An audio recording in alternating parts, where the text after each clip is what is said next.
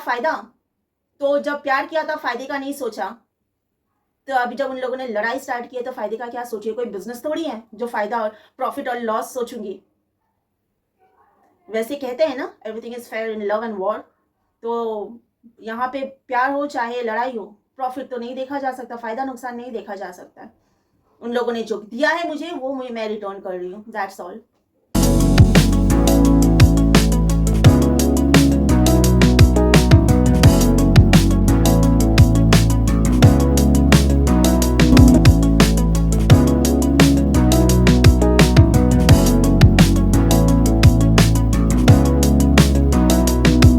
मेरे बाप का खाते हो, हमारे घर में रहते हो, मेरी माँ इस घर की मालकिन है, जो बोलेंगे ये लोग वो सुनना पड़ेगा। ये कहा था उस घटिया आदमी ने जिससे मैंने शादी की थी। और अब जो है ना, मैं किसी का बाप का नहीं खाती हूँ, मैं अपना कमाई खाती हूँ, अपना कमाती हूँ और अपना खाती हूँ, और अपने घर के नीचे रह रही हूँ, अपने छत के नीचे रह रही हूँ। इसके लिए ना अब ये मुंह बंद नहीं होगा।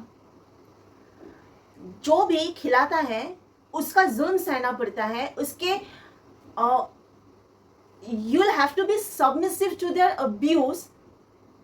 ये मुझे पता नहीं था। अगर ये पता होता ना तो 2017 में जब वो घटिया इंसान जो अनफॉर्चुनेटली मेरा पति है, वो जब मेरे घर में रहता खाता था ना, रहता नहीं था मतलब खाता था ना, तब मैं उतना ही जुल्म उस पर करती जितना जुल्म उसने शादी के बाद मेरे पे किया। और ये बोला कि मेरे घर में खाते हो इसके लिए तुम्हें हमारा सुनना पड़ेगा। तो मैं भी वही सब करती जब वो मेरे घर में खाता था, वही सब करवा लेती जब वो मेरे घर में रहता, लंच डिनर करता था।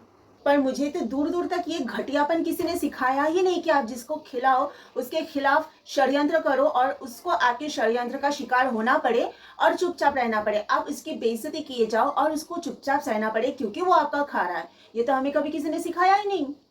हम तो इस घटियापन से दूर दूर तक अनजान थे।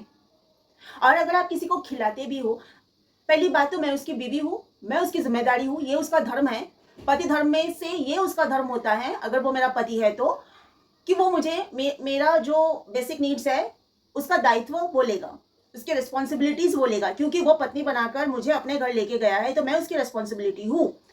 तो खिलाना उसका धर्म है। अब खिलाने के बदले में किसी को बेइज्जत किया जाता है, ये अगर उसके घर में ये घटियापन होता है तो ये उसकी प्रॉब्लम है।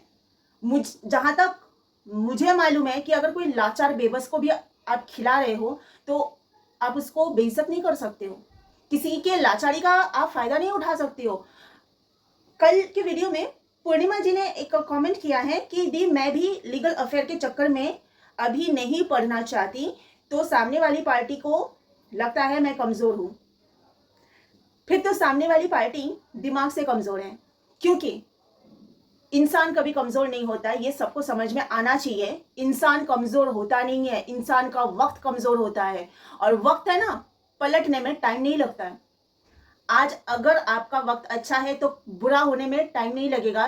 ठीक उसी तरह अगर आज आपका वक्त बुरा है तो अच्छा होने में टाइम नहीं लगता है। धूप के बाद बारिश आती है। अगर आज धूप है और आप सोचोगे ऐसे ही धूप ही निकलती रहेगी, बारिश कभी आएगी नहीं, तो ये आपकी बेवकूफ़ी है, आपकी सोच कमजोर है ना। तो ठीक इसी तरह सामने वाली पार्टी का दिमाग कमजोर है। आप कमजोर नहीं हो, आपका वक्त कमजोर चल रहा है। जब आपका वक्त ताकतवर हो जाएगा ना तो आप ताकतवर हो जाओगे और सामने वाली पार्टी को धराशाही कर दोगे। फिर भी मैं बोलूंगी चुपचाप जुल्म सहना मत। आवाज उठा सकते हो, आवाज ऊपर वाले ने आपको दी है। जुबान अगर उनको दिया है तो जुबान आपको भी दिया है।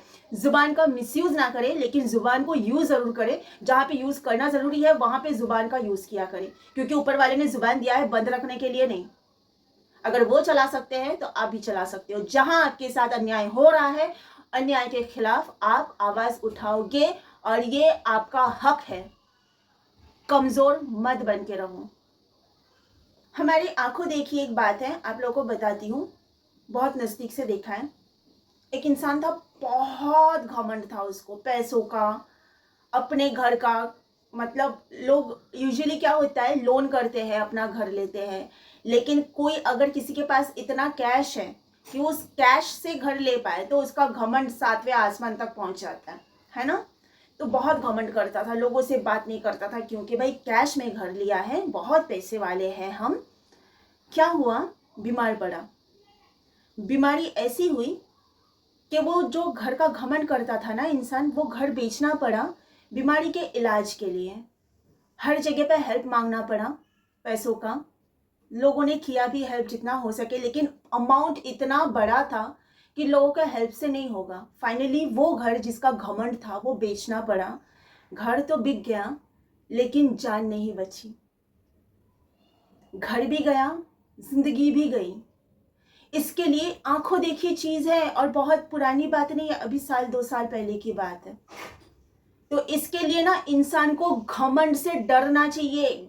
आपका घमंड आपको बर्बाद करेगा, आपकी जिंदगी तक लेके छोड़ेगा। घमंड ना करो। अगर आपको ऊपर वाले ने दिया है ना तो एहसान मानो, सुबह शाम उनको थैंक यू बोलो, क्योंकि बहुतों को ऊपर वाले ने नहीं दिया है। अगर आपको उन्होंने चुना है ना देने के लिए, आप बहुत नसीब वाले हो, लेकिन नसीब का घमंड मत करो। वो अगर देने वाला है ना तो छीनने वाला भी वो है। इसके लिए मैंने भी बोला ना, वक्त बलवान भी होता है, वक्त कमजोर भी होता है। जिसका वक्त इतना बलवान था, जिसने घमंड किया कैश से घर खरीदने का, उसका वक्त इतना कमजोर हो गया कि ना वो घर रहा ना उनकी जिंदगी रही। तो आप किस बात का घमंड करते हो? आप किसी को खिलाने के लिए ये बोलते हो कि हमारा खाते हो तो तुम्हें हमारा सुनना पड़ेगा, और आपको डर भी नहीं लगता अपने कर्मों का। ऊपर से और ज्यादा होशियारी मारती हो पूरा परिवार कि लड़की की वजह से हमारा मान सम्मान खत्म हो गया, तो लड़की क्या तुम्हारे घर में रह के तुम लोगों का ये सब सुनती, ये सब बेइज्जती सह के लेती? मुझे कौन सी लाचारी मैं पाल रही हूँ? मैं निकल के आई हूँ उस घर से, 1.5 साल हो गया है मेरी शादी को, और निकल के भी आई हूँ, 1.5 साल हो गया। अच्छा खासा कमा रही हूँ, खा रही हूँ, जी रही हूँ, घूम रही हूँ, जो मैं मर्जी में आए खरीद रही हूँ। किसी के बाप में दम नहीं है मुझे रोके। मैं कौन सी लाचारी पाल रही थी वहां पर जो मैं उसके बाप का खाती और उनका सुन के लेती, उनका जुल्म सह के लेती, और चुपचाप सह के भी लेती। मेरे कुछ रिश्तेदारों ने भी बोला था कि ससुराल वालों के आगे सर झुका के रहना पड़े, तुम लोग झुकाओ यार तुम्हारा सर। हम क्यों झुकाएं? हम कौन सा लाचारी पाल रहे हैं? उसके बेटे से ज्यादा होनहार मैं हूँ, जिससे मैंने शादी किया उसे कई ज्यादा होनहार मैं हूँ। वो अपने बाप की कमाई खाता और मैं खुद कमा के खाती हूँ। क्यों सुन के लो, क्यों झुका के रखो अपना सर उनके जुल्म के आगे? बड़ा आया झुकाने वाला, तू झुक हमारे आगे। तू शादी करके लेके जाके 15 दिन अपनी कमाई नहीं खिला पाया, और मैं शादी के पहले तुझे अपनी कमाई से खिला कर ऑलरेडी कर चुकी हूं, जो तू नहीं कर पाया शादी के बाद भी। तू झुक मेरे आगे। बड़ा आया झुकाने वाला।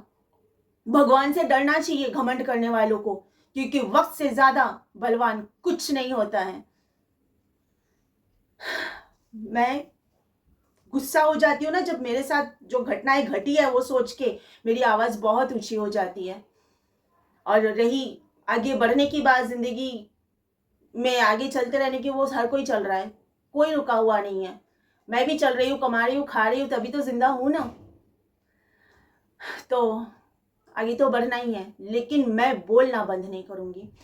रही क्या फायदा, तो जब प्यार किया था फायदे का नहीं सोचा, तो अभी जब उन लोगों ने लड़ाई स्टार्ट की है तो फायदे का क्या सोचिए? कोई बिजनेस थोड़ी है जो फायदा और प्रॉफिट और लॉस सोचूंगी।